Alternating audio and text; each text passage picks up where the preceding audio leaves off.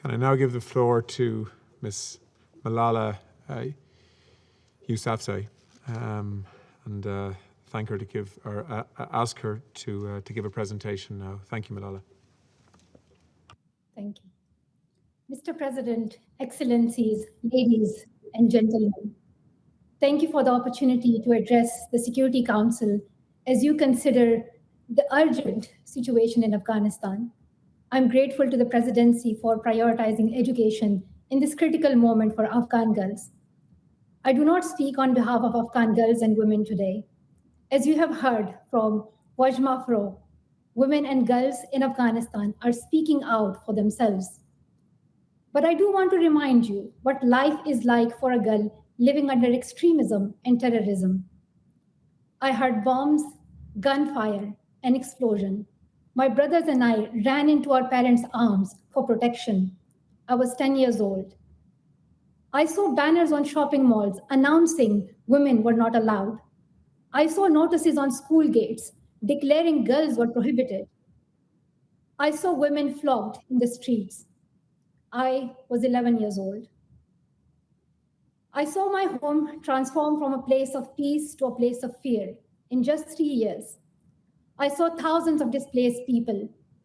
I saw homes and schools destroyed. I was 12 years old. I saw injustice, and I raised my voice for every girl's right to go to school. I saw a gunman stop my school bus, call my name, and fire a bullet at me. I was 15 years old. Now I am 24.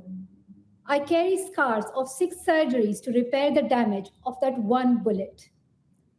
This is a story that many Afghan girls may share if we do not act.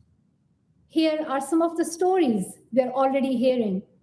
Roshan, a female teacher and the whole breadwinner for her family, has been told not to come to work anymore. She is now without an income and no longer able to do the job that she loves. Arya, an 11-year-old student, is worried that she may not be able to return to school or pursue her dream of becoming a lawyer. Her thoughts have turned to how she can help her father provide for the family. Afghan women are demanding the right to choose their own future. In Kabul, their protests are met with tear gas, rifle butts, and metal clubs. I have had the privilege of working with many Afghan educators and advocates who have spent the last 2 decades rebuilding an education system from scratch. Because of their efforts, 39% of children attending school in Afghanistan last year were girls. Now that progress and those girls' future are under threat. Our partners tell us that the doors to secondary schools in Afghanistan have been shut. Teachers and students have been told to wait at home. Many female teachers have been told that they no longer have jobs because they're barred from teaching boys. Mr. President, international human rights law guarantees girls' right to an education. But it is not only an issue for individual rights. Girls' education is a powerful tool for building peace and security, and I urge the Security Council to recognize it as such. When girls go to school, countries are able to recover from conflict more quickly once peace is established. Educating girls helps create stability and binds communities. People with more years of education tends to coexist in harmony and peace. But we also know that when girls receive an equitable and inclusive education, it also helps prevent conflict. In some countries, doubling the percentage of students finishing secondary school have halved the risk of conflict. Mr. President, the UN and its members must remember their commitment to the protection of the dignity and worth of the human person. We must support education for Afghan girls because it is their human right and because it is vital to a peaceful and stable Afghanistan. So today, I'm here to call on the Security Council to protect Afghan girls and women and the future of this nation in 4 ways.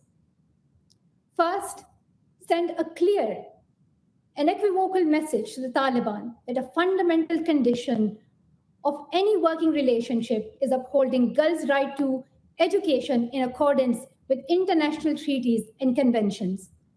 Statements are not sufficient. The Taliban government must guarantee and protect the rights of women and girls. Second, build upon Security Council Resolution 2593 by supporting a robust monitoring mechanism to track and monitor abuses of human rights in Afghanistan, including a specific focus on girls' education. I echo a call made by the UN High Commissioner for Human Rights for Muslim majority countries to share how they successfully implemented international human rights norms in their culture and religious contexts.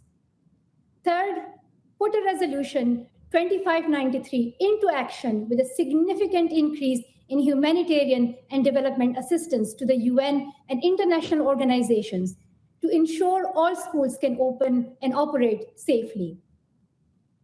Right now, the people of Afghanistan are facing a political crisis, a months-long drought and COVID-19.